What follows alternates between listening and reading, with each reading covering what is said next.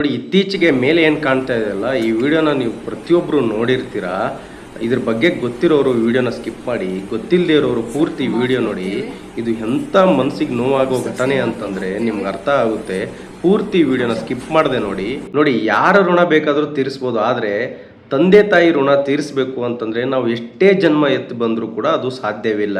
ಯಾಕೆ ಈ ಮಾತು ಹೇಳ್ತಾ ಇದ್ದೀನಿ ಅಂದರೆ, ಇತ್ತೀಚೆಗೆ ಮಾರ್ಚ್ 11ನೇ ತಾರೀಕು ಸುಪ್ರೀಂ ಕೋರ್ಟ್ ಐತಿಹಾಸಿಕ ತೀರ್ಪು ಕೊಡುತ್ತೆ. ಪ್ರಥಮ ಬಾರಿಗೆ ಭಾರತದಲ್ಲಿ ಇದುವರೆಗೂ ಅಂತಹ ತೀರ್ಪು ಕೊಟ್ಟಿಲ್ಲ. ಏನಪ್ಪ ಅಂತಂದರೆ, ದಯಾಮರಣಕ್ಕೆ ಅನುಮತಿ ಕೊಡುತ್ತೆ ಸುಪ್ರೀಂ ಕೋರ್ಟು. ಯಾಕೆ ಅನುಮತಿ ಕೊಡುತ್ತೆ ಅಂತಂದರೆ, ಹರೀಶ್ ರಾಣಾ ಅನ್ನೋ ವ್ಯಕ್ತಿ ಸತತ 13 ವರ್ಷದಿಂದ ಕೋಮಾದಲ್ಲಿರ್ತಾರೆ. ಅವರು ತಂದೆ ತಾಯಿಯ ನಿಸ್ವಾರ್ಥ ಸೇವೆಯನ್ನು ಗಮನಿಸಿ ಕೋರ್ಟ್ ಈ ತೀರ್ಪು ಕೊಡುತ್ತೆ. ಏನಪ್ಪ ಅಂತಂದರೆ, ಹರೀಶ್ ರಾಣಾ ಅನ್ನೋ ವ್ಯಕ್ತಿ 20 ವರ್ಷದಿಂದ ಒಂದು PGಯಿಂದ ಕೆಳಗಡೆ ಬೀಳ್ತಾರೆ. ಸಡನ್ನಾಗಿ ಬಿದ್ದ ತಕ್ಷಣ ಅವ್ರ ತಂದೆ ತಾಯಿಗಳು ಹಾಸ್ಪಿಟಲ್ ಸೇರಿಸ್ತಾರೆ. ಮುಂದೆ ಟ್ರೀಟ್ಮೆಂಟ್ ಸ್ಟಾರ್ಟ್ ಮಾಡ್ತಾರೆ. ಕೋಮಾದಲ್ಲಿ ಹೋಗ್ತಾರೆ. ಅಂದರೆ ಕೋಮಾದಲ್ಲಿ ಹೋದರೆ ನಿಮಗೆ ಗೊತ್ತೇ ಇದೆ, ಈ ಕಡೆ ಸಾಯೋಕ್ಕೂ ಆಗಲ್ಲ, ಈ ಕಡೆ ಬದುಕೋಕ್ಕೂ ಆಗೋಲ್ಲ ಅನ್ನೋವಂಥ ಸ್ಥಿತಿ. ಸತತ 13 ವರ್ಷಗಳ ಕಾಲ ಅವ್ರ ತಂದೆ ತಾಯಿಗಳು ಅಷ್ಟು ಕಾಳಜಿಯಿಂದ ನೋಡ್ಕೋತಾರೆ. ಕೊನೆಗೆ ಅವ್ರಿಗೆ ಅನಿಸುತ್ತೆ, ಇನ್ನೂ ನನ್ನ ಮಗನಿಗೆ ನಾವು ಉಳಿಸೋದು ಕಷ್ಟ, ಇದೇ ಥರ ಇದ್ದರೆ ಅವನಿಗೂ ನೆಮ್ಮದಿ ಇಲ್ಲ, ನಮಗೂ ನೆಮ್ಮದಿ ಇಲ್ಲ ಅಂತ ಅವ್ರು ಏನು ಮಾಡ್ತಾರೆ, ಸುಪ್ರೀಂ ಕೋರ್ಟ್ ಮೊರೆ ಹೋಗ್ತಾರೆ. ದಯಾಮರಣಕ್ಕೆ ಅರ್ಜಿಯನ್ನು ಕೊಡ್ತಾರೆ.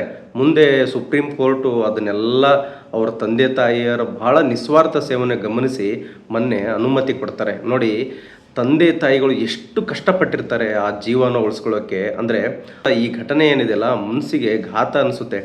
ಯಾಕಂದರೆ ತಂದೆ ತಾಯಿಗಳು ಮಕ್ಕಳಾಗಲಿ ಅಂತ ಅಂದ್ಬಿಟ್ಟು ಎಷ್ಟು ಹರಕೆ ಹೊರ್ತಾರೆ, ಏನೇನೋ ಮಾಡ್ತಾರೆ. ಆದರೆ ಜೀವನೇ ಹೋಗಬೇಕು ಅಂತ ಅವರು ದಯಾಮರಣ ಕೋರ್ತಾರಲ್ಲ, ಅವ್ರ ಮನಸ್ಸಿಗೆ ಎಷ್ಟು ಕಷ್ಟ ಆಗಿರಬೇಡ.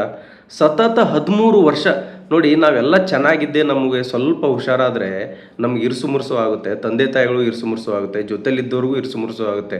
ಆದರೆ ಸತತ 13 ವರ್ಷದಿಂದ ಅವ್ರ ತಂದೆ ತಾಯಿ, ಅವರು ನಿಜಕ್ಕೂ ಅವ್ರಿಗೆ ಹ್ಯಾಟ್ಸಪ್ ಹೇಳಲೇಬೇಕು. ಅವ್ರ ತಂದೆ ತಾಯಿಯ ನಿಸ್ವಾರ್ಥ ಸೇವೆಗೆ ದಯವಿಟ್ಟು ಎಷ್ಟು ಹುಷಾರಾಗಿರ್ತೀವಿಯೋ ಅಷ್ಟು ನಮ್ಮ ಆರೋಗ್ಯದ ಬಗ್ಗೆ ಗಮನ ಇರುತ್ತೆ.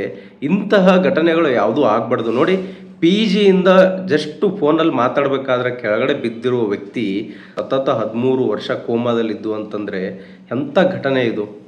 ನೋಡಿ, ಒಂದು ಕುಟುಂಬ 13 ವರ್ಷಗಳ ಕಾಲ ನಂಬಿಕೆ ಕಳೆದುಕೊಳ್ಳದೆ ಮಗನನ್ನು ಕಾಪಾಡ್ಕೊಳ್ತು. ಅಂದರೆ ಮಗ ಬದುಕಲ್ಲ ಅಂತ ಗೊತ್ತಿದ್ರೂ ಕೂಡ ಇಷ್ಟು ವರ್ಷ ಅವರು ಬಹಳ ಕ್ರಮವಾಗಿ ಆ ಜೀವನ ಉಳಿಸ್ಕೊಳ್ಳೋಕ್ಕೆ ಬಹಳ ಕಷ್ಟಪಟ್ಟರು. ಆದರೆ ಜೀವನದ ಕಠಿಣ ಸತ್ಯದ ಮುಂದೆ ಕೊನೆಗೂ ಅವರು ಕೈ ಚೆಲ್ಲಬೇಕಾಯಿತು. ಈ ಘಟನೆ ಏನಿದೆಯಲ್ಲ, ಮಾನವೀಯತೆ, ಕಾನೂನು ಮತ್ತು ಕುಟುಂಬದ ಭಾವನೆಗಳೇ ನಡೆಯುತ್ತಲ್ಲ, ಆ ಗಂಭೀರ ಸಂಘರ್ಷ ಮತ್ತೊಮ್ಮೆ ನಮ್ಗೆ ನೆನಪಾಗುತ್ತೆ. ಹರೀಶ್ ರಾಣಾ ಪೋಷಕರು ತಮ್ಮ ಮಗ ಎಚ್ಚರಗೊಳ್ಳೋದಿಲ್ಲ, ಇನ್ನೆಂದೂ ವಾಪಸ್ ಬರೋದಿಲ್ಲ ಅಂತ ಗೊತ್ತಿದ್ರೂ ಕೂಡ ಸತತ 13 ವರ್ಷಗಳ ಅವಿರತ ಸೇವೆ ಏನಿದೆಯಲ್ಲ, ಅವರ ಪ್ರೀತಿ ಮತ್ತು ತ್ಯಾಗ ನಮ್ಮ ಸಮಾಜಕ್ಕೆ ಒಂದು ಉದಾಹರಣೆ ಆಗುತ್ತೆ.